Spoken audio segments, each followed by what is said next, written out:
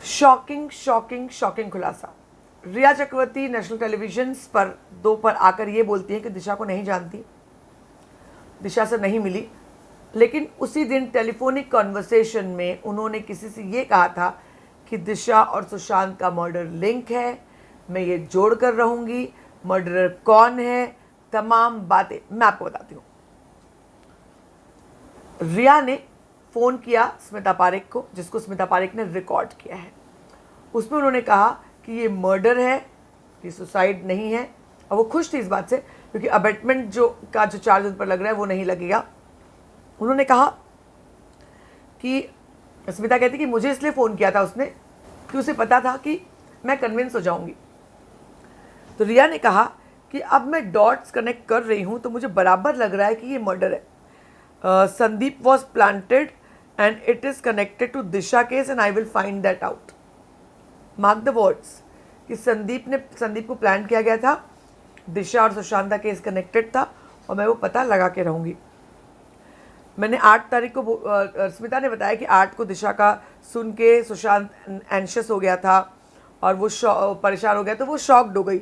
उसने कहा कि मेरे लॉयर ने मना किया था कोई भी पिक्स देखने के से, और कूपर हॉस्पिटल में जो गुफअप हुआ था उससे बिल्कुल अनजान थी। अब स्मिता, तो मुझे नहीं लगा था, लेकिन अब तुम स्मिता कह रही हो कि मर्डर है तो मैं मानती हूँ। ये मानने की बात तो नहीं है कि रिया के साथ सुशांत ने बहुत सारी बातें शेयर नहीं की। मीतू दी बड़ी हैं तो हो सकता है कि उसने शेयर ना किया हो, पर रिया से तो बात की ही होगी।